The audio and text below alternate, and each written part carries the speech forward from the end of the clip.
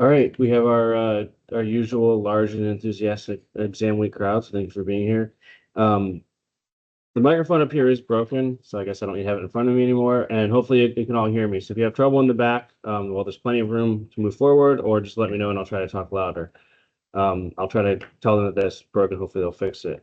All right, so the progress we're going to make today is going to continue on through some topics related to changes in energy that occur in physical or chemical processes. And so last time we kind of gave the sort of physics definition of change in energy and talked about how the two ways for a system to change the internal energy involve either either heat or work. So basically gaining or losing heat from the surroundings or to the surroundings, and then the same with work. So we're going to talk about both of those in more detail today. And before we do that, let's go into a little bit of this stuff too about the traditional try hard Tuesday that I always forget about before I start talking. So one question I've gotten recently, each of the exams covers 3 chapters, and in the not too distant future, we're going to have a cumulative final exam that covers all 9 chapters. So the question is, I get a lot, which ones give students the most trouble? Now, right now with the new web assignment system, it's very difficult for me to quantitatively analyze individual homework questions and test questions. So I don't really have data on this per se. But I've been teaching this class long enough that I think my anecdotal account is fairly accurate. And so what it seems to me in really both in the midterm exams and in the final then coming up later on, it seems like chapters 4 and 7 seem to be the ones that a lot of students struggle with. Now, I suspect the reason for this is not just that these chapters are difficult. I mean, chapter 4 does have a lot, and some of the topics are hard to conceptualize. I'll give you guys that. But also, chapters 4 and 7 are the 2 that I covered during the weeks of the midterm exams. And I think people's focus and effort and concentration on the current material is not always what it should be when they're worried about their upcoming exam. So that's what I think is at least part of the reason. So I know this is a hard balance to strike. You have an exam coming up, and not only in this class, but other classes. You still have to try to keep up with what we're currently doing. So, try to balance that as much as you can, but make sure that we are aware that those 2 chapters, which kind of fly by us in the in the ecstasy of preparing for an exam, if we want to use that term, those chapters are important, and you need to make sure you go back and sort of get caught up on things that you may have slacked off on. So that's just a little bit of insight in what's up. All right. So that's this week's thing. All right. But like I said, in the material today, we're going to go in more detail into heat and work, and we're going to start with our discussion of work. In this course, we're not going to say much about work at all. This is just like a couple slides here of information, and the reason for that is twofold. One is that in some systems it's fairly complicated to deal with the work term. Also, in most cases in chemistry, work is either not that important, or there's ways that we can kind of get around not having to worry about it, as we'll talk about also today. We are going to talk about one kind, which is called expansion work. Now, this topic here is in chapter 7, but it is going to make a lot more sense after we also cover chapter 8. So chapter 8 is all about gases, and expansion work deals with the expansion of a gas or the compression of a gas when a force is applied to it. So some of the topics, some of the terminology will become more internalized as we go through the next chapter as well. But at a basic level, we're talking about the expansion or compression of a gas, and pressure that we're talking about here in this part is going to be equal to force divided by area. So gas molecules are in constant motion, so they exert a force on whatever container they're in, and the force divided by the area is called the pressure. The most common units for pressure are the atmosphere, ATM, which is essentially the pressure of the atmosphere at sea level, 1 atmosphere, and then we sort of scale all pressure relative to that. So because this course doesn't require a background in calculus, we can't really give the full definition for work or talk about all the different scenarios. We're going to just talk about one specific situation, which is when a gas either expands against a constant pressure, so gas is in a container and there's a constant pressure around it and the gas is expanding against that, or that constant pressure is compressing the gas, making the volume smaller. So in those situations, when the external pressure is constant, the equation for work is relatively simple. It's the negative of the external pressure multiplied by delta V, which is the change in volume of the gas. So when a gas expands, its volume gets bigger. When it's compressed, its volume gets smaller. And the product of that with the external pressure gives you the work. So this external pressure here, PEXT, is the constant external pressure. This equation only works when the external pressure is constant. We won't cover any other situations in this course. You may get to that a little bit in Chem 2, but probably not, because again, this is not a calculus-based course. And you need calculus to fully understand this equation. And then delta V is change in volume. Remember, delta always means final minus initial. Same can be true for volume. All right. Now, the only slightly weird thing about this is that if we're using the typical units for pressure, right now we only need to worry about HCM. There's a couple others we'll cover in chapter 8. But if we're using the typical units for pressure, the product of pressure and delta V usually would be in liters then. That's not really a very common or very useful unit for work. So remember, work is one of the units we use for change in energy. We usually would want to have that in joules. But the product of external pressure and delta V doesn't give you joules directly using the typical units. So what you'll most often get is the product of these two is going to give you a weird compound unit, atmosphere liters, because pressure is in atmosphere, change in volume is in liters, and that's going to be equal to 101.3 joules.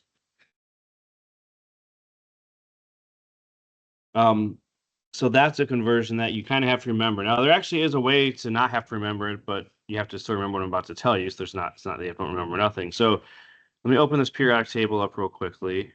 All right, so we're going to talk more about this constant here, R, in the next chapter. But you'll notice that the units for R, there's two different units given. One is in liter atmospheres, one is in joules. So if you divide those two numbers, that gives you the conversion between joules and liters and atmospheres. So if you forget 101.3, divide 8.314 by 0.0821, and there you go, that's 101.3. So you can use the periodic table to help you if you forget that. Now you have to remember that I told you that, though, which is also a challenge. All right. But nonetheless, what we have here, we can then tell from this equation some sign conventions then that are useful to keep in mind as well. This comes out of the math. You don't have to memorize this. But if you look at this equation given above, if the final volume is greater than the initial volume, which means the gas expands, volume's getting bigger. So delta V is positive, and that means that would correspond to a negative value for work. And remember what we said last time is that when the work is negative, that means work is being done by the system. So if the container of gas is your system and it's expanding, that means it's doing work on the surroundings. Okay, so that's what we're talking about in this situation, work done by the system if the gas is expanding, if the system is your gas. Then the opposite situation applies as well. If the final volume is smaller than the initial volume, meaning your delta V is 0, and that means the gas is being compressed during that process.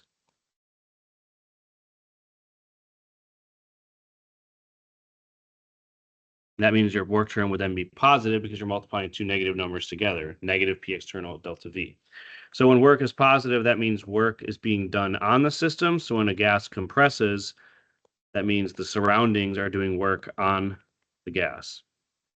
All right, but again, that all comes out of the equation here, as long as you remember to put that little minus sign out front. So not a huge deal to worry about. All right, so let's just do one example problem then of this concept, because it really doesn't get much more complicated than this. Let's say we have a reaction at constant temperature and it produces an ideal gas, and the volume expands from 1 liter to 10 liter against an external pressure of 0.978 atmospheres. Calculate the work done. All right, so again, what the situation here is that we're starting with a gas that has a volume of 1 liter. The pressure outside of that gas is 0.978. This thick black line here represents sort of a movable piston or an expandable container. And so during the reaction, the gas expands and you get up to a volume of 10 liters, and the external pressure, of course, is constant in this situation. But that's the information that we would need. All right, so we're going to just use that simple equation we gave on the last slide, which is negative external pressure times delta V. And we just really have to start by just plugging in the numbers. So we have the minus sign out front. External pressure is 0.978 atmospheres. And then delta V we have to calculate or just put the two numbers in, but delta V is always going to be final minus initial. Delta anything is final minus initial. So this is the key to getting the sign right, and make sure we put these in the right order. After the reaction, the final volume is 10.0 liters. The starting volume is 1.0 liters. And so it's going to be a change of 9.0 liters. I guess I gave you an extra decimal place in the problem, so let me put those in. Diagrams have one decimal place, but I guess we're doing two. 9.00 liters for the change in volume. That's the difference in the volume as this happens. We're going to just multiply that out. So 9.00 liters is delta V. And so we get minus 8.80 liter atmospheres. Again, the minus sign just tells us that work is being done by the system. The magnitude comes from the numbers. And then we have to typically, we didn't really specify it here in this problem, but most commonly you would want to report your answer in joules, not in liter atmospheres. And so we take that number minus 8.80. And then the conversion that I gave you is 101.3 joules in 1 liter atmosphere. So we just multiply by 101.3, and that gives us minus 891 joules for the expansion work in this problem. All right, so it doesn't really get much more complicated than that. You may have to do some algebra sometimes to solve for delta V, but it's just this one equation with three terms. Work equals the product of external pressure delta V with a minus sign up front. All right, any questions on that topic? All right, that's all we're going to do with work. So we're going to move on now to something that's also very important in chemistry, which is called enthalpy. So enthalpy is very useful when we're talking about energy changes involved in chemical reactions, because most reactions that we do are done at constant pressure. You're either doing it in an open container, or at least your container is vented so that pressure doesn't build up during the reaction. And that means that delta E, which we introduced last time, is not a very convenient state function to describe these, because as we talked about last time, delta E is equal to Q plus W. What we'll get into a little bit later today is that Q is pretty easy to measure in a chemical reaction. Just by measuring the change in temperature and some other parameters, you can get Q pretty easily. But this work term here is a little bit annoying to deal with in a chemical reaction, because as we just talked about, work is negative P external delta V, which could just be written as minus P delta V more simply if the pressure is constant. But if we want to calculate delta E for a chemical reaction, we do have to worry about that work term there, that minus P external delta V, and that's not always simple to calculate or determine for every single chemical reaction we deal with, especially if it's in a solution. How do we measure the change in volume of a solution very easily? What's the pressure that it's expanding against? It's all kind of difficult to deal with. But what we're going to do then is we're going to simplify things by saying, well, if we don't want to deal with this work term, let's just measure the heat, and we're going to call the heat at constant pressure that we're going to measure. We'll just call that Q sub P, a little p telling us that it's heat measured at a constant pressure. And so then what we can do is rewrite this as delta E is equal to QP minus P delta V if we're at constant pressure. All we're doing there is just calling Q sub P to indicate that it's at constant pressure and replacing work with minus P delta V, which is what we just introduced. And then what we're going to do, because it's the easier quantity for us to measure, is we're going to just solve for QP and use that as sort of our way to report the energy change. So this Q sub P here can be written as delta E plus P delta V.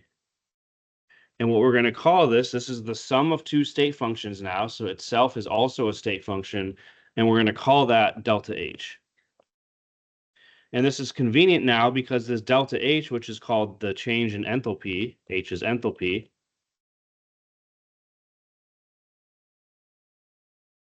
that delta H is then just going to be equal to the heat measured at constant pressure.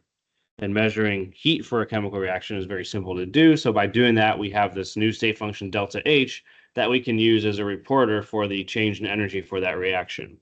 So H is enthalpy, and in an absolute sense, it's equal to E energy plus the product of pressure times volume. And so what we're going to use here then is this delta H is going to be a new state function that we're going to use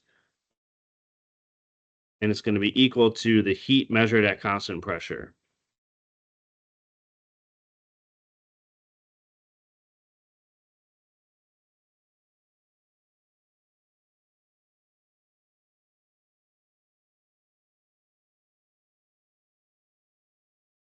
And as I said, it's a convenient one for us to use in describing chemical reactions because you only have to measure the heat. You don't have to worry about the work term because that sort of drops out here in the definition that we've just set up.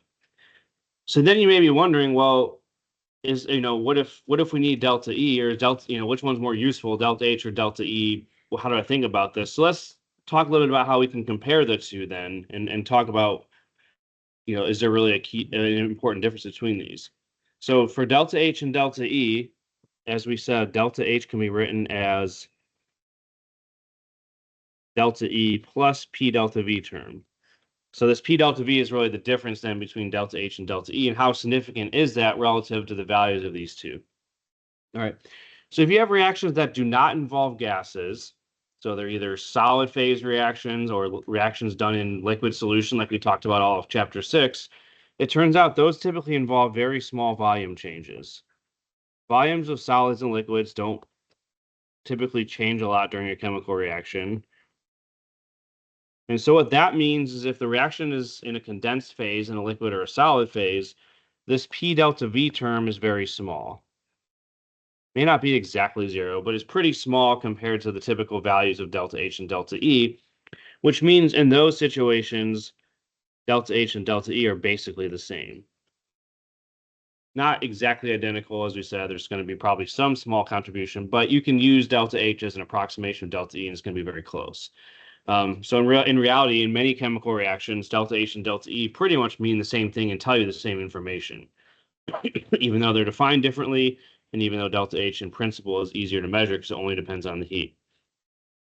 Now, when the reactions do involve gases, if we want to know whether delta H and delta E, how they compare to each other, we have to think about what the reaction looks like, and basically, is the volume of the gas going to be expanding or compressing during the chemical reaction? So one situation we would have, we're going to learn more in chapter 8 about this, but basically the volume of a gas is proportional to the number of moles of that gas that we have. So the more moles you have, the bigger the volume. That shouldn't be too hard for us to internalize at this point. So if we have a reaction where the moles of gas does not change, so as an example, if we combine hydrogen and chlorine gas to make HCl,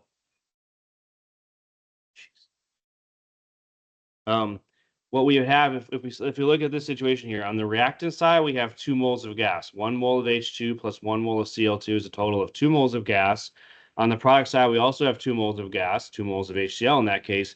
So the number of moles of gas is not changing during the reaction, which means, to a very good approximation, the volume of the gas is not changing during the reaction either. So in this situation, we could say that if the gas is behaving ideally, as we'll talk about in chapter 8, this P delta V term is actually exactly equal to 0 because there's no change in volume if the number of moles of gas stays the same, which means delta H and delta E are identical in that situation. So in some situations, they would be rigorously the same if this P delta V term is exactly equal to 0. Now, there are going to be situations, though, where you have gas phase reactions or reactions that involve gases as one of the reactants or products, where the moles of gas does change between reactants and product side. So if we burn carbon monoxide in the presence of oxygen, pretty simple reaction, but if we look at this one here,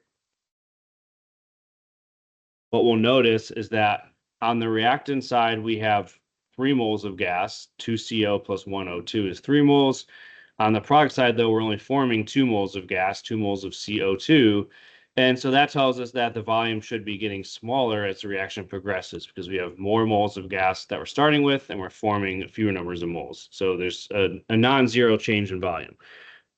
So without getting into too much the mathematical details, because that's not terribly important for us, in this case, that product P delta V is non-zero, which means delta E and delta H would not be the same. So this is the one situation where there could be a significant difference between delta H and delta E if you're evolving gas, making more gas as a product, or consuming gas and making less gas as we do here.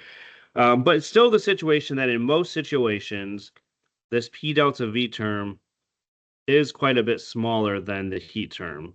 It's not always the case, but for a combustion reaction like this, where you're burning something, you evolve a lot of heat. And even though there is a non-zero P delta V, it's still usually smaller than the heat term. So it still could be said that in most situations, delta H and delta E are similar to each other. They're not that far off in terms of their value, but they're not exactly the same.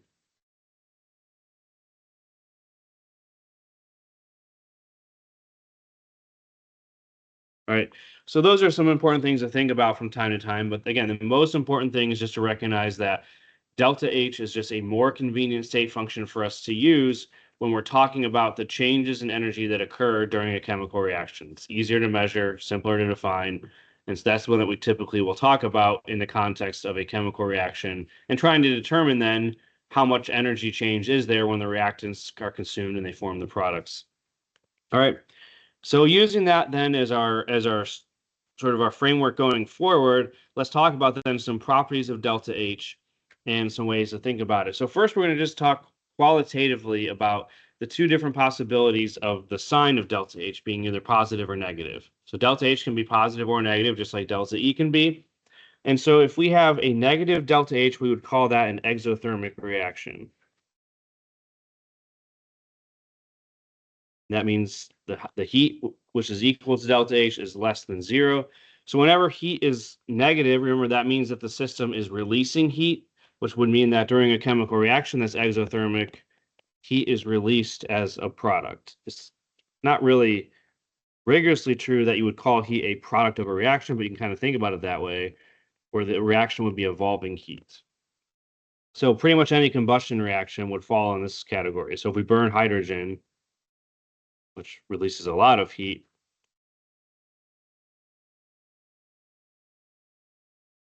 this releases a lot of heat, so we could think of heat as being a product of the reaction, even though we don't typically write it that way. Delta H is negative. It's an exothermic reaction. So when you have an exothermic reaction, now think about when you burn something.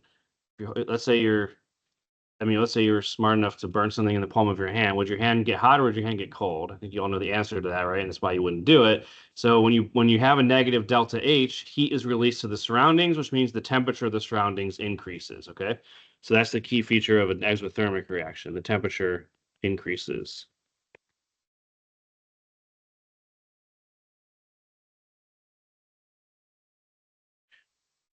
And these properties of chemical reactions being either exothermic or endothermic are used in some everyday consumer products.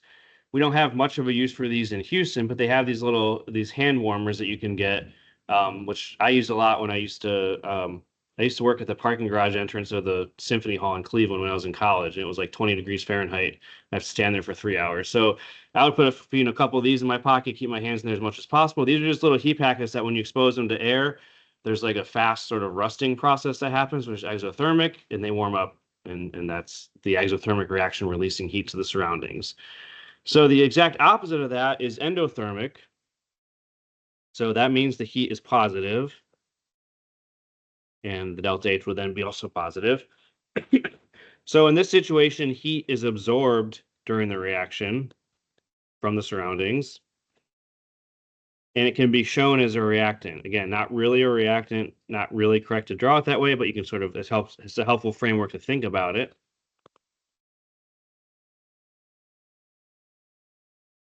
So an example of an endothermic reaction, it's not really a chemical reaction per se, but an endothermic process would be if we dissolve ammonium nitrate. So ammonium nitrate is an ionic compound, NH4NO3. And when you dissolve this in water, it requires the absorption of heat from the surroundings. Endothermic reactions are not as common, I would say. Most reactions are exothermic, the ones at least that occur easily.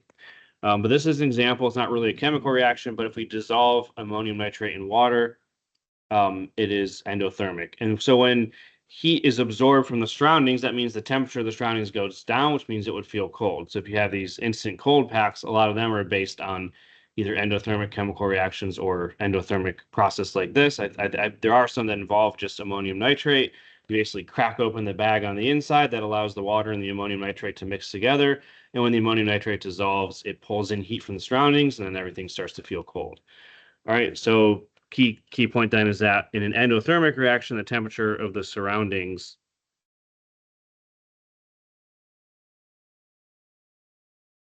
decreases. So that's some information about exothermic versus endothermic. Another way then to think about this, it's really telling us the same information just in a slightly different way, is that we can talk about what are called enthalpy diagrams. Now, the reality is we don't typically measure or even need to consider the absolute enthalpy of something. We're always measuring changes in enthalpy. Delta H is the way that we're always going to sort of frame things. But the reality is if we have an endothermic and isothermic reaction, we can think about what does that mean in terms of the relative enthalpy H of the reactants versus the products.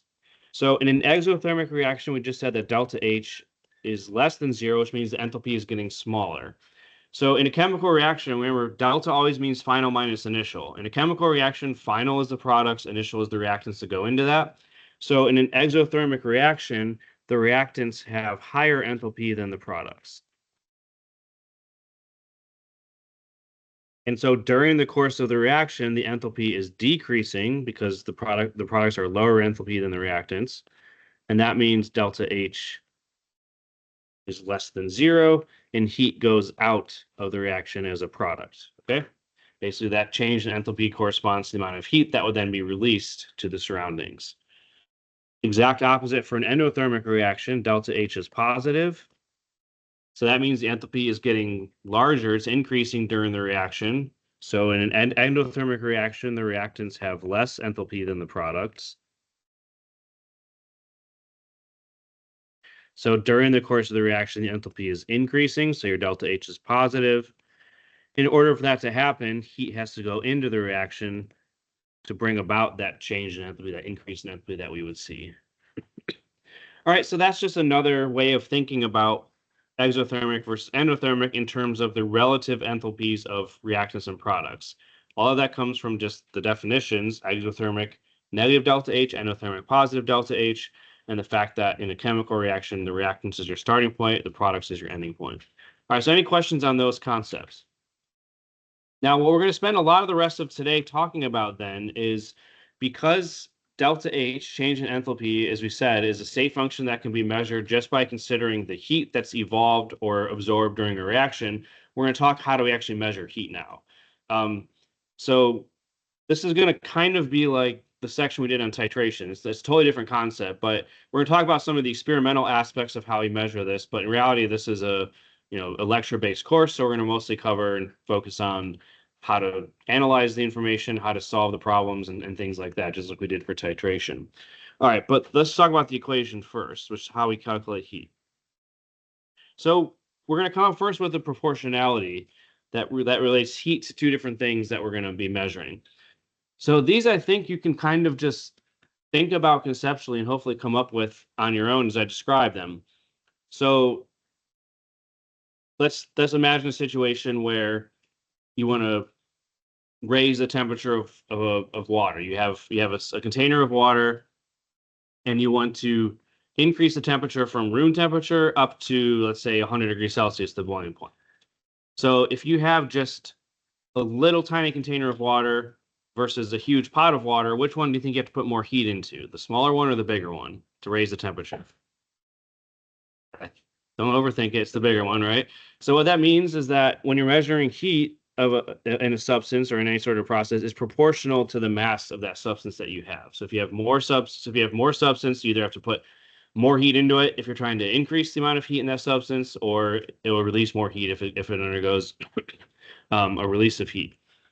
And then there's another thing that is also proportional to. So again, same situation. Now let's say we have the same two identical containers of water, and one of them we want to warm it up to 50 degrees Celsius from 20 degrees, let's say, so 30-degree temperature increase. And the other one we want to warm all the way up to 100 degrees, so an 80 degrees temperature increase. Which one do you think requires more heat? Warming it up a smaller amount or a larger amount? Right, so it's not too difficult, right? So heat is also proportional to the change in temperature. The larger the change in temperature, the more heat that's involved. Now, a trick that we're going to introduce here for the first time, and also is going to be very important in the next chapter, is that if we have one term here, Q, that's proportional, this little alpha means proportional to. It means it's sort of related to, but not equal to.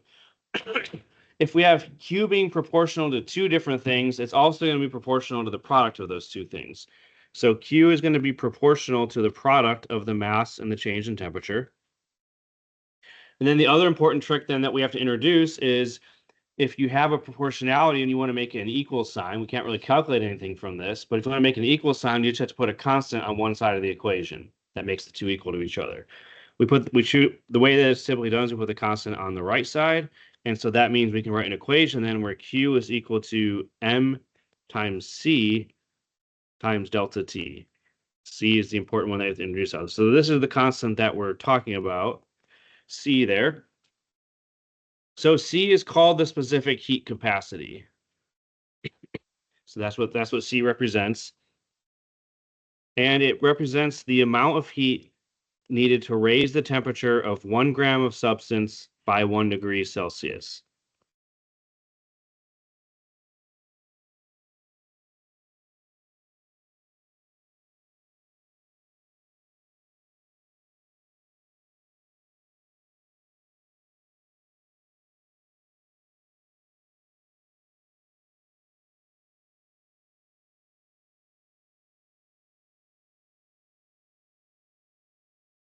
Or by 1 Kelvin. Now I'm going to introduce this starting now. I'm going to say it over and over again. There's always a lot of confusion in this chapter when we have this delta T. Do I need to do it in Kelvin or do I need to do it in Celsius?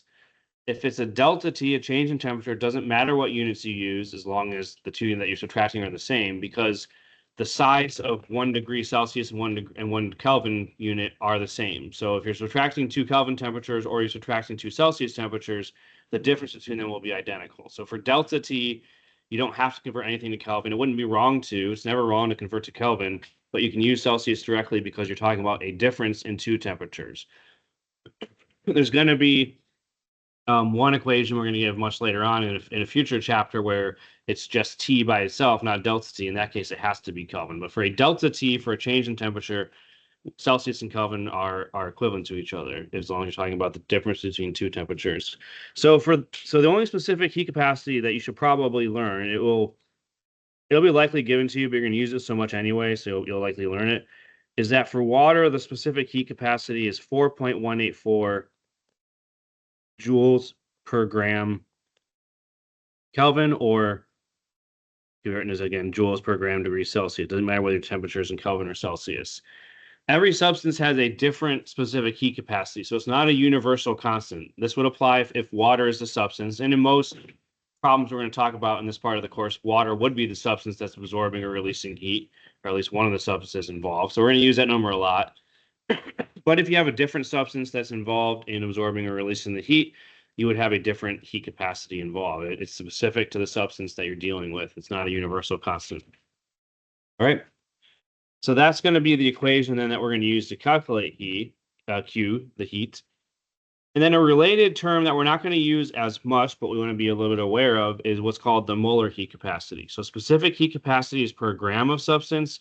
As the name implies, molar heat capacity is per mole of substance. So it would be the amount of heat needed to raise the temperature of 1 mole of substance by 1 Kelvin or 1 degree Celsius.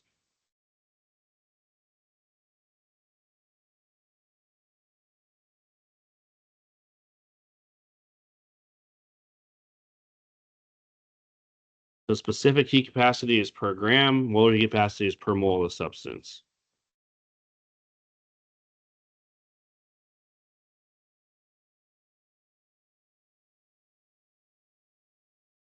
Now, because the people that invented chemistry, this part of chemistry, at least probably over 100 years ago now, they like to be confusing. Very often, molar heat capacity is abbreviated with a capital C, which is dumb. You're just changing the from a capital C to a lower C. Sometimes you'll see it C sub M indicating molar heat capacity. So there's different ways of writing it. We don't use it as much, and we'll make sure in homework and test questions that it's obvious if you need this. But for water, if we're going to calculate the molar heat capacity, capital C, we said that specific heat capacity is 4.184 joules per gram Kelvin or gram degrees Celsius. So all we have to do is just convert the grams into moles, which we know how to do from chapter 5. So the molar mass for water is 18.02 grams per mole, So if we multiply that, grams cancels out. That gets us moles in the denominator, giving us a specific heat capacity, molar heat capacity, sorry, of 75.40 joules per mole Kelvin. I don't think this will come up very often for you at all, but occasionally in certain sources, in certain situations, you will see the molar heat capacity of a substance given instead of a specific heat capacity. But for this course, at least, and I think overall in chemistry, the specific heat capacity, the one that's per mass of substance, is going to be the one that's more common and more useful for us. All right, so any questions so far?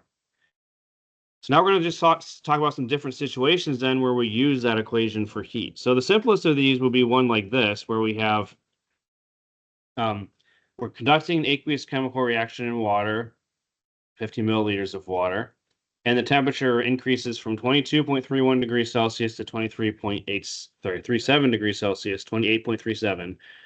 Determine the heat absorbed by the water. So this calculation we're going to do here is pretty simple, and usually this would be kind of a part of what we do for the more complicated problems we're going to cover later on, but just calculating the heat that's either absorbed by the water or released by the water during the chemical reaction for a reaction that is conducted in water. So whenever you want to deal with heat, though, we're going to use this MT delta T. And here what we're talking about is the mass that we use is the mass of the substance that's absorbing or releasing heat, which in this case is the water. So we need the mass of the water, we need its specific heat capacity, and the change in temperature. So one thing to be aware of here is that, and you guys have probably seen this if you've taken the lab part of the course or currently are, we usually measure liquids in terms of volume, not in terms of mass. But for water, it's really simple because if you have the volume of the water, you just need the density to convert it into grams, and the density of water is 1. So for a problem like this, you don't really have to do this step because it's trivial, but if we want to find the mass of water that we're using, we have 50.0 milliliters as we're told. We have to multiply that by the density to get it into grams, but the density of water is just 1. So it's a trivial step. 1 gram per milliliter is the density of water. So we'd have also 50.0 grams. So that step is trivial, but we technically do need the mass of water, not the volume, so it's 50 grams. The specific heat capacity for water, I don't think it's on your periodic table, so you should definitely know it. Might be given to you sometimes, but it's going to be, again, joules per gram Kelvin or degrees Celsius. We have temperatures in Celsius here, so we can just do that directly. And then we need the change in temperature. One of the key themes of this chapter, delta means final minus initial.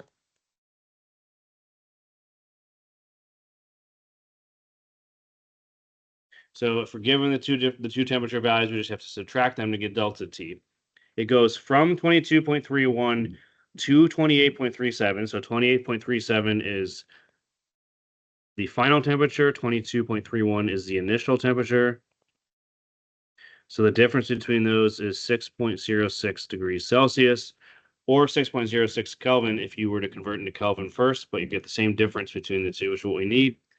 So we're going to put that up here. The delta T is 6.06, and then we just have to multiply, and we get 1268 joules or thereabouts. We didn't specify units here, but often, if it's that large of a number, you would convert it to kilojoules, which you divide by 1,000.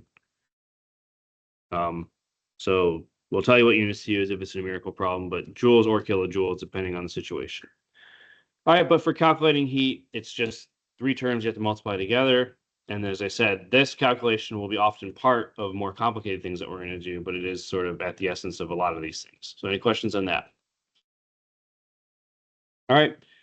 And then a very similar problem here, just involving heat being absorbed.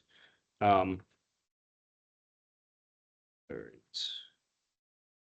Missing something here. Hang on. Here we go. All right. So back to my, I'm not one of those gold collectors. I just like the element gold. It's purely from a chemistry standpoint. I don't collect it or invest in it or anything. But anyway, if you have 1 ounce gold coin, has again a different specific heat capacity. There's no way to know the specific heat capacity of something. It has to be given to you. And it absorbs 721 joules of heat. By how much does its temperature increase? So whenever you see heat, whenever you see C, whenever you see specific heat capacity, of course, you should think about the equation Q equals MC delta T. Now, the only difference here is that we're solving for something different. Here, we're telling you Q, the amount of heat that's absorbed, and we're asking you to solve for delta T. So again, sometimes algebra is involved, but it's really just the same equation rearranged. So we're looking for delta T, which is Q divided by MC, if you like to rearrange the terms first, or you can just plug the numbers in and do the algebra afterwards. But we're ready to go. So you have to be a little bit careful because specific heat capacities are almost always going to be given to you in joules per gram degree Celsius or gram Kelvin. And the heat can be in joules or kilojoules. They do need to be in the same unit for this to work. So here the heat is already in joules, so we don't have to convert anything. So we're going to use 721 joules directly, but if it was in kilojoules, we'd have to convert it to joules first. And then the mass of the substance and the heat capacity go in the bottom here. So we don't have the mass in the right units either, though, because specific heat capacity is per gram of substance. Here we're giving you it in the less convenient unit of ounces that we use in primarily the United States and a couple other countries. So we have to convert that. 1.00 ounces has a mass of 28.35 grams. So again, a simple conversion. We have to make sure we don't forget about it. So the correct mass of this substance in grams is 28.35. And then the heat capacity much smaller for typically for metals, which is 0.129 than it would be for water, grams per joule Kelvin or degree Celsius. So when we solve for that, we just get a temperature difference of 197 Kelvin. So quite a large change in temperature when you put that much heat into gold because of the very small specific heat capacity that it has. All right, so any questions on that? Again, same equation, same concept, just solving for something different. Now, to take this forward and talk about then how we're going to actually use this equation as part of an experimental measurement of either a delta H for a reaction or some heat involved in physical processes, I suppose, we have to talk about the experimental context. Yeah, go ahead. All right, so then the way we do that experimentally is with what's called a calorimeter. So when you have, as we talked about in the very beginning of this section, when you have heat involved in the chemical or physical process, you want to define the heat for whatever your system is, which for a chemical reaction is the reaction itself. Other situations would be something different, but then the surroundings is everything else in the entire universe. So when you evolve heat from a chemical reaction, that heat can go into all the surroundings, which is the entire universe, or if heat is being absorbed, it can come from anywhere in the entire world. So it's like, or the entire universe, really. So it's, inconvenient to think about it doing that way experimentally. So what a calorimeter does is it contains the surroundings. So it's an insulated container, and we use it to measure heat because it contains the surroundings, so we don't have to worry about heat being lost everywhere. It contains the heat to a much more reasonable system that we can measure. So a calorimeter is a device used to measure heat. It contains the surroundings.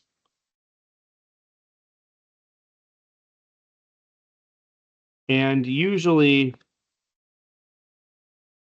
the primary substance that's involved in absorbing or transferring the heat is water. So most calorimeters are filled with water. So whatever heat is involved in that reaction is going to be released into the water that's in the calorimeter or absorbed from the water in the calorimeter. And then the calorimeter itself will be an insulated container such that you don't have to worry about heat being lost then to the air surrounding it or coming in from that either. It's just all going to be really contained in that little device. A calorimeter, the first calorimetry experiment I did as a general chemistry student, it might be the same for you guys also or similar. The calorimeter that we used was a styrofoam coffee cup, right? It doesn't have to be that complicated. It's just a container that makes sure that the heat doesn't go everywhere when it's released from the chemical reaction. And then another critical component of a calorimeter would be a thermometer of some sort because you're measuring the change in temperature. That's part of that MC delta T equation. So it's just an insulated container with a thermometer that allows us to measure heat. It's not much more complicated than that. Now, the tricky part then for us, we don't have to worry too much about the experimental aspects, and the equation QMC delta T is pretty common across all of these, is sort of, what are the situations that how do we calculate heat? Because MC delta T is often used, but there's some slight variations that we want to be aware of. So there's going to be three possible scenarios that are involved here. And in an experimental setting, a lot of this depends on how precise, how accurate do you want to be with your measurement. So as sort of an approximation that we often use, we could just be given the situation where we're assuming that all of the heat absorbed or released comes from the water in the calorimeter. That's kind of what I said is the simplest situation. So if you're doing a calorimetry problem and the only information you have about the calorimeter is how much water is in the calorimeter, then all you have to be able to do to calculate Q cal, which is the heat for the calorimeter, is just MC delta T. So if that's the only information you have, this is how much water is in the calorimeter, you're going to just use MC delta T with the same heat capacity that we've already introduced. All right. Because again, the problem's going to be set up in different ways. The way that you sort of measure heat can be slightly different. This is one way you do it. We just assume that all the heat is going into the water. If that's the only information you have is how much water you're using, that's what you're going to be doing. Now, another situation, though, is sometimes in the calorimetry experiment, you would try to simplify things and just report an overall heat capacity for the whole calorimeter. So that capital C would include all of the water in the calorimeter, the container, the thermometer, everything else that's absorbing heat, and just kind of lump it all together in one term. So in that case, if that's all you're given, Q is just going to be equal to that multiplied by delta T. Okay, so sometimes we just group everything together into one big term. We don't have to worry about the exact amount of water or whatever, anything else. We just group it all together, heat capacity times delta T. The last, could you please turn the volume off on that? No, I don't think it's funny. Like, it's disruptive to the class, so please don't. Okay, so then what we're going to have is a third situation, which is the most complex, is one where we would tell you the amount of water in the calorimeter, and we would also give you separately the heat capacity of the empty calorimeter. So if you have both of those pieces of information, we have to account for both of those in terms of the heat that's absorbed or released. And so the heat that we would calculate for the calorimeter is going to be then equal to that heat capacity of the calorimeter alone times delta T plus MC delta T for the water. So these are the three possibilities. There's two different ways of calculating heat or a combination of the two that we're going to have to use. And again, the only way to know which of these do I actually use in a calorimetry problem is just to look at the information that would give you in the problem. If we give you only the mass of water, you just do it this way. If we only give you the heat capacity, you do it this way. If we give you both, you have to combine the two to calculate heat accurately. Okay, so that's just some variations in terms of how things are set up, and also experimentally in terms of how we might do them in the lab, depending on some different situations. So that's going to be something to keep in mind. So the first type of calorimeter we're going to talk about is a constant pressure calorimeter. And as I said, it can be as simple as a coffee cup, which is kind of like shown here. Sometimes we put two coffee cups on top of each other to make it even more insulated, really complex stuff that we're dealing with. But you have the reaction inside of the calorimeter in the water that's in there. You would have something to stir the reaction to make sure that the heat is sort of dissipated evenly, and a thermometer to measure it, and then something to close it off so that it's nice and insulated. So again, it doesn't have to be a very complicated device for this to work. So again, calorimeter is a device used to measure heat. It contains the surroundings. In a constant pressure calorimeter, it's gonna be vented. So you are going to lose a little bit of heat to the surroundings because you need to vent it to make sure the pressure is constant. But again, that's a pretty small loss, and it's going to be useful for processes, again, physical or chemical reactions. Physical processes or chemical reactions that occur in liquid or solid phase. If gases are involved, it gets much trickier because if you have a constant pressure calorimeter that involves a gas, the gases are going to vent out to the surroundings. You can't really contain them very well. But for typical reactions that occur or typical processes that occur in a liquid, all right. So the first application of calorimetry we're going to learn is not for determining delta H of a chemical reaction, but for measuring an unknown specific heat capacity. So earlier we gave you the specific heat capacity for gold, 0.129. If you wanted to measure that, how would you do that with a calorimeter? If we want to know, like I have some substance, a piece of metal, I don't know what it is, I want to know what its heat capacity is, we can use a calorimeter to do that. So here's the typical setup how this would work. You heat up the solid to some known temperature. An easy way to do that would be to just put the solid in a cup of boiling water where it'll heat up to 100 degrees Celsius. And then you place that substance. And this only works if the solid doesn't dissolve in water, I should say. This is for just like, again, like a piece of metal that you just want to measure the heat capacity of. You place that heated up substance in colder water, room temperature usually, or at some temperature that's inside of a calorimeter.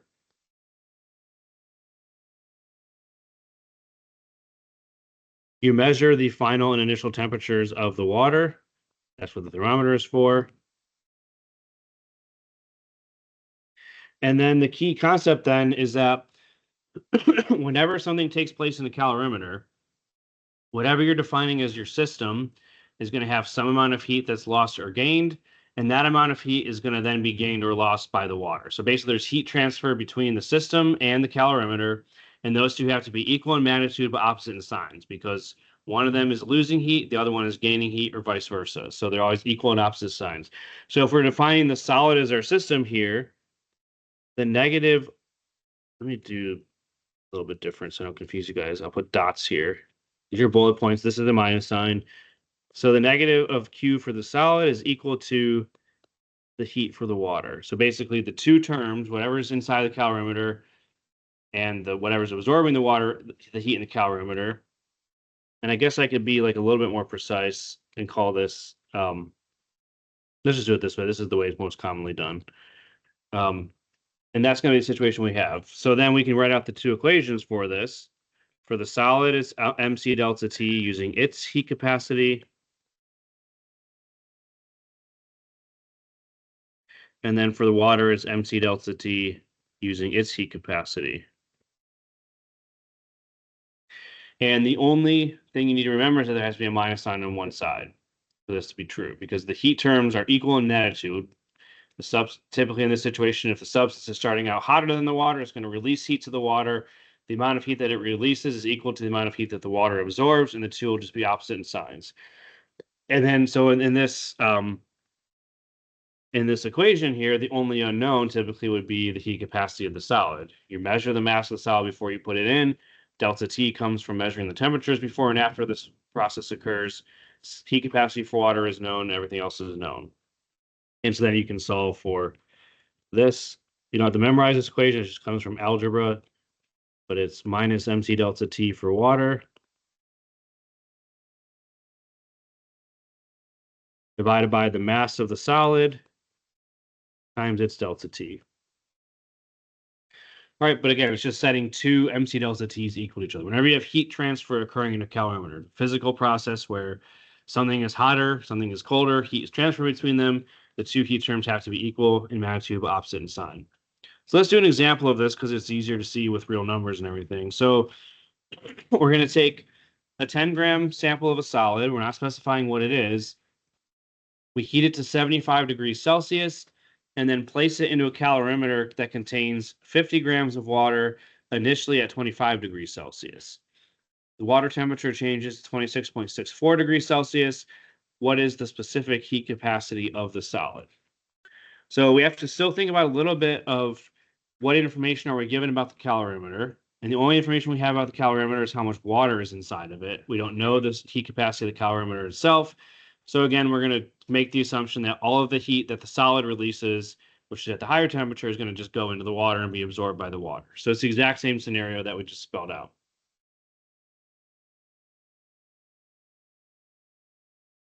So the heat that's released by the solid, MC delta T for whatever the solid is equal to an opposite in sign. Doesn't matter what side you put the minus sign on. I put it on the other side this time. As long as there's a minus sign on one side, this equation will hold true. So typically we have everything we need except for the specific heat capacity that we're solving for. It's up to you if you want to put the numbers in first or rearrange the terms first, but I'm going to do the algebra first here.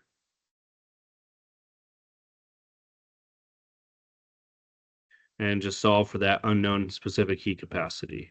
So that's what we're looking for. What is the specific heat capacity of the solid? That's what we're going to be solving for here, and everything else will have enough information to get.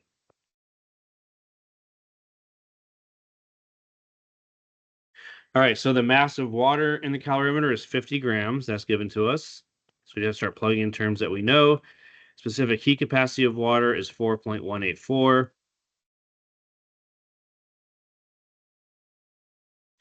And then we need delta T for both of them.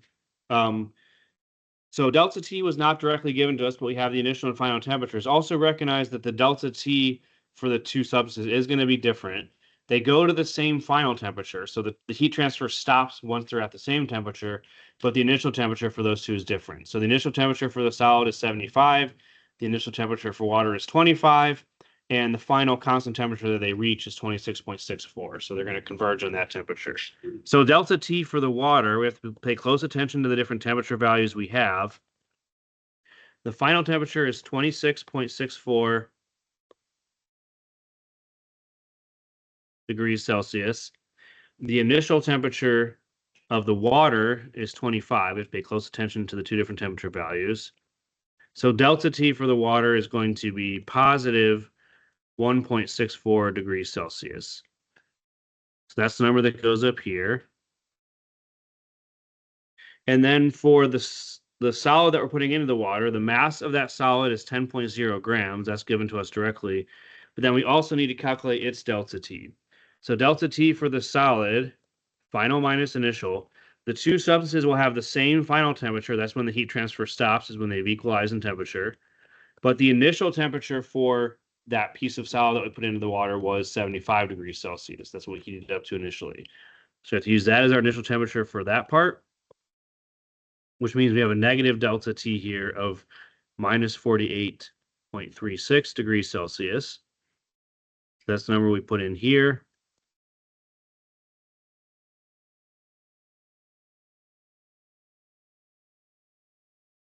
And so that's everything we need. Grams cancels out. This degree Celsius cancels out, and that gives us joules per gram degree Celsius. The number I'll go down here. I ran out of room. We get 0.709 joules per gram degree Celsius. All right, so this is a pretty standard calorimetry problem where we're using the calorimeter to determine the specific heat capacity of a solid where we don't know that value initially. So it's just 2 MC delta T, set them equal to each other, solve for your unknown. And there's going to be some variations on that, but that's the typical approach when we're talking about just putting a hot object into a calorimeter and allowing heat to transfer between that object and the water that's in the calorimeter. So any questions on that?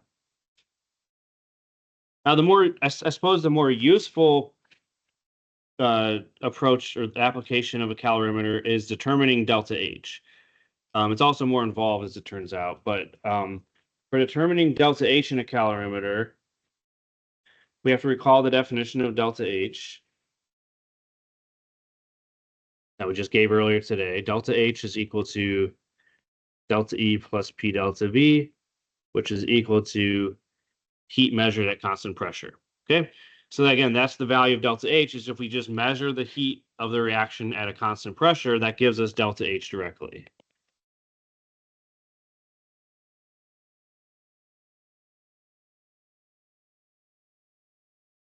So using a constant pressure calorimeter, we can measure delta H directly. Because if we're using a constant pressure calorimeter, the heat that we measure is equal to Q sub P, which is equal to delta H.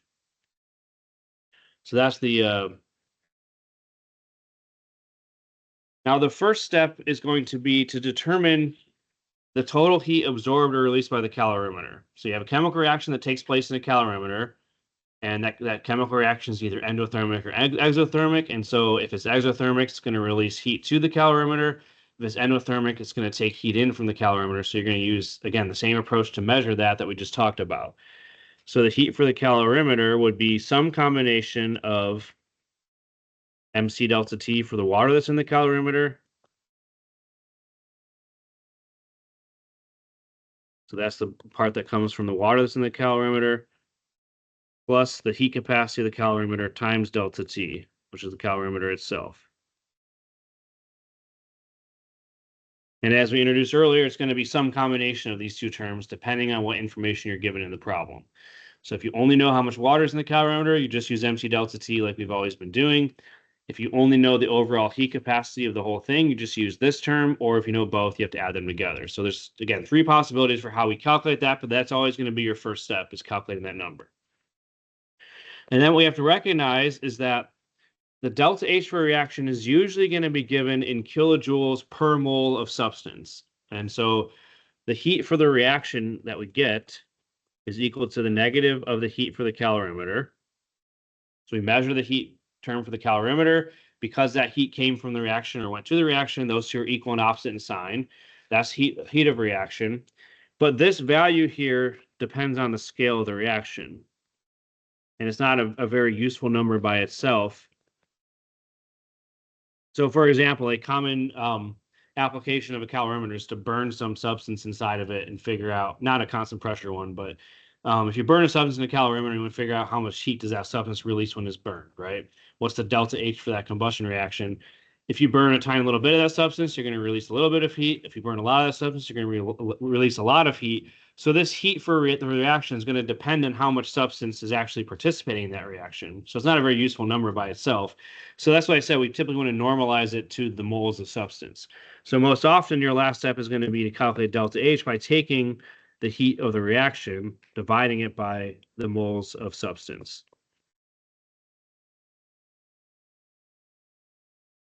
Which moles you divide it by is, I mean, which substance in the chemical reaction do we divide by is sometimes not obvious, but usually not in the context you can tell, and it'll be obvious from the way the problem is. All right, so let's go through this then as an example. So here we're talking about the process of dissolving a substance in water. So we take ammonium chloride and we add it to a calorimeter that contains 50 milliliters of water initially at 22.3 degrees Celsius. If the final temperature is 20.98, so the temperature is dropping, which tells us that this is an endothermic process, but that's not so important at the start. But we don't know what is the enthalpy of dissolution for this substance in kilojoules per mole. So enthalpy of dissolution is what is the enthalpy change when 1 mole of that substance dissolves in water. So we're going to use this information to find that. We're going to assume that the density of the solution is 1 gram per milliliter and that the heat capacity is just that of water. Okay, so there's a lot of steps to doing this. The first thing, not usually necessary, but sometimes helpful to think about, is what chemical reaction or process is happening. So we're taking solid ammonium chloride, dissolving it in water to make aqueous ammonium chloride. And we want to know the delta H for this process. That's what we're trying to find here. What is the enthalpy change when 1 mole of that substance dissolves in water? All right, so our first step is going to be to calculate the heat for the calorimeter. When you're starting a calorimetry problem, this is always a good place to start, especially if delta H is your final thing you're looking for. So we need the heat that's absorbed by the water plus the heat that's absorbed by the calorimeter, if we have that information. If we look at the information in this problem, we're not told anything about the heat capacity of the calorimeter itself. We're just told that there's 50 grams of water, 50 milliliters of water. We have the heat capacity given, but we don't have this information at all. So this is a situation where we're going to just ignore that term. That won't always be the case, but here we don't have that information, so we leave it out. So now we would just put, for this part, this is where people get confused a little bit. If you're doing a chemical reaction in a calorimeter, the mass that you use in this term here is the mass of the water that's absorbing the heat, not the mass of the substance that you're using in the chemical reaction. So this 1 gram doesn't really matter for us at this point. What we care about is, again, the heat that's absorbed by the calorimeter. It's the water in the calorimeter that's absorbing the heat. So that's the mass term that we would need, 50 milliliters or 50 grams. So we have 50 grams of water in the calorimeter. 1.0 grams is just the amount of substance that we're using in the reaction. So we don't need that number for this part. Heat capacity for water is 4.184.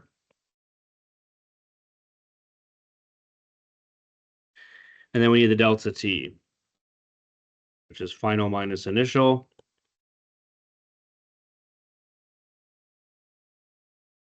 So our final temperature is 20.98 degrees Celsius. Our initial temperature was 22.30.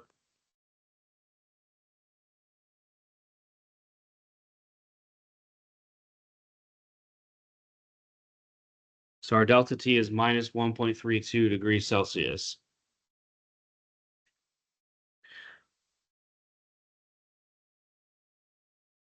So that's our delta T. And so that equals minus 276 joules. So if that's the heat for the calorimeter, then the trivial next step is to say, well, then the heat for the reaction is just equal but opposite. It's a sign in that. So it's heat for the reaction is negative Q cal, which is plus 276. So that's the heat for the reaction, or in this case, the dissolution process that happened. But what we want, as this problem indicates to us, is we want that delta H in kilojoules per mole. This is the heat or the delta H involved with 1 gram of substance, but we want it for 1 mole of substance. So we have to do some additional steps here. So if we want to calculate delta H in per mole, it's going to be the heat of reaction per mole of substance. In this case, we're dissolving ammonium chloride. So that's a substance that we need to consider. And so it's 276 joules divided by the moles of substance. So we're running out of room here. So I'll actually have room down here. So the moles of substance is going to be, we have 1.00 grams. That's where that number comes in. We're dissolving 1 gram of ammonium chloride. So we have 1 gram of ammonium chloride. We gave you a molar mass of 53.49. So we're just converting that mass into moles, which is 0.0187. So that's the number that goes down here. That's how many moles of substance we were dissolving. So if we want the delta H per mole, we have to divide by that number. 276 joules divided by 0.0187 moles. We want it in kilojoules per mole. This would be joules per mole. So we have to multiply by 1 kilojoule over 1,000 joules. And then the math comes out to plus 14.8 kilojoules per mole. All right. So these calorimetry problems have a few steps, but the key ones are going to be calculating the heat for the calorimeter using some combination of these two terms, relating that to the heat of reaction, then dividing by moles of substance to get it per mole, which is how we usually report it. All right, so you'll have a lot of practice with that in the homework. But any questions on that for right now? Yes. Okay, so then let's just do several more examples to see how this works. How much more do we have? I don't want to run out of time. Yeah, we're probably not gonna get to everything today. We'll might have to continue this next time, but that's okay. All right, so we have 50 milliliters of 1.00 molar HCl placed in a constant pressure calorimeter. We add 1.60 grams of solid NaOH, and the temperature increases by 7.27 degrees Celsius. What is the heat of reaction in kilojoules per mole of water formed?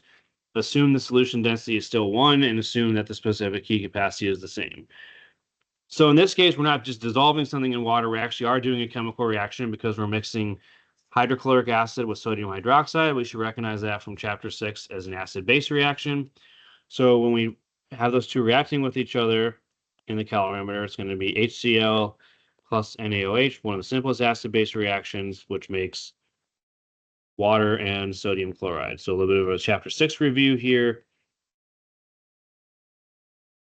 And we want to know the delta H of this reaction. Per mole of water formed, everything is a coefficient of 1, so it's really per mole of anything. Now, what we have to figure out, we can do the calorimetry part first. So the heat for the calorimeter is, as we said, MC delta T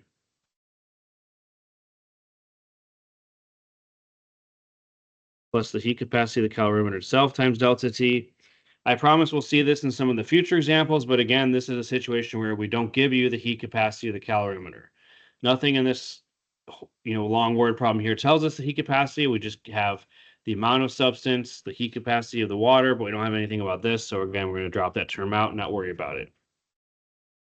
For problems like this, we once again assume that just, whatever sort of aqueous solution we're adding is going to be the amount of water that we have. So we have 50 milliliters of aqueous HCl. So we'll assume that that's the amount of water, once again, 50 grams. That's where all the water is going to be coming from. The heat capacity is 4.184. That doesn't change either, even though it's a slight approximation there, but it's close enough. That's what we're given. And then delta T, we're told it's increasing by 7.27 degrees Celsius. So that means it's a positive 7.27 degree delta T. So that comes out to 1521 joules. Now, the hard part here is if we want to find delta H, which is what we're looking for, we're going to take the heat of reaction and divide it by moles of water. And so the moles of water, we have to figure out how much of that would form in this reaction. We know that heat of reaction is just negative heat of calorimeter. So that term we already have. 1521 is the heat for the calorimeter, so negative 1521 would be the heat for water or for the reaction. But to find out how many moles of water are formed, we have to look at the amounts of substances that are reacting and actually treat it like a limiting reaction problem. So more review for the test that you guys are currently involved with if you haven't taken it yet. So we want to figure out how many moles of water are formed in this reaction. We have to use the amount of hydrochloric acid as one of our reactants and the amount of NaOH and figure out which is limiting reactant and how much water forms. So the moles for the HCl is we have a 50 milliliter solution. The molarity is 1, so there's 1 mole of HCl per 1,000 milliliters of that solution. And that's 0.0500 moles of HCl. And then for NaOH, putting it in as a solid, 1.60 grams.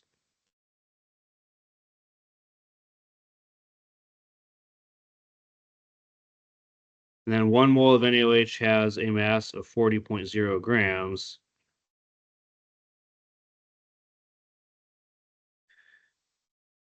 And so that comes out to 0.0400 moles of NaOH.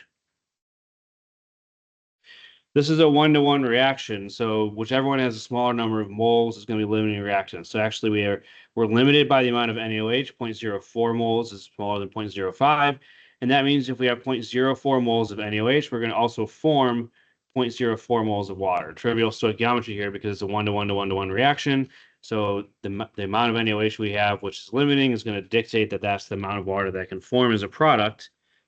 And so we divide that by the moles of water that forms, 0.0400. Convert to kilojoules by dividing by 1,000. And we end up with minus 38.0 kilojoules per mole. All right, a little bit of a weird setup there, but it's the same set of steps. The only difference here is we had to use a little bit of stoichiometry to figure out how many moles of our product actually forms from the information that we're given.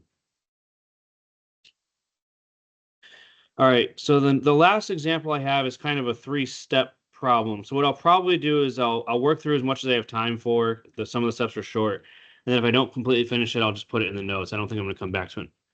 What are you showing me up there? I mean, like seriously, please stop disrupting the class. Like it's not funny. Okay. All right, so here we have a situation where we're mixing together 50 milliliters of barium nitrate and with 0.1 molar concentration, 40 milliliters of 0.1 molar sodium sulfate, and the temperature increases by 0.383 degrees Celsius. So we're breaking this down into the 3 individual steps you'd have to do. So first, determine the heat for the calorimeter. We'll, again, start with this as our starting point. We have these 2 terms to consider. Like all the ones that we've done today, we'll see this other part next time, I promise. It's not just something that we always ignore. We don't have the heat capacity of the calorimeter. We just have the amount of solutions that were combined. Now, you have to be a little bit careful here because the amount of water in the calorimeter is going to come from mixing 2 different solutions together. So we have 50 milliliters of this aqueous solution combined with 40 milliliters of the other aqueous solution. And so we have a total of 90 milliliters of water in the calorimeter, or 90 grams of water. So whenever we're doing a chemical reaction, if you're mixing 2 things together, whatever heat is produced by that reaction is going to be absorbed by all the water that's present, not just a portion of it. So in this case, the total amount of water after we've mixed the 2 substances together is 90 grams, 90 milliliters. So that's the mass that we're going to use. Same heat capacity. I didn't give it to you here, so we'll assume that it's no different, even though there's some things dissolved in the water. And then delta T 0.383, smaller this time, but still positive. Sorry.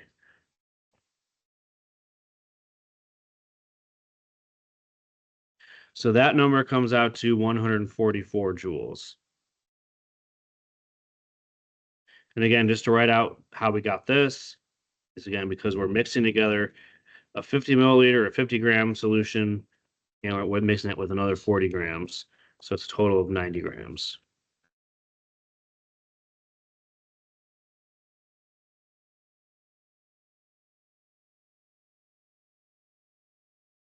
All right, so we have 144 is the heat for the calorimeter, and I'll probably just have time for this next step here.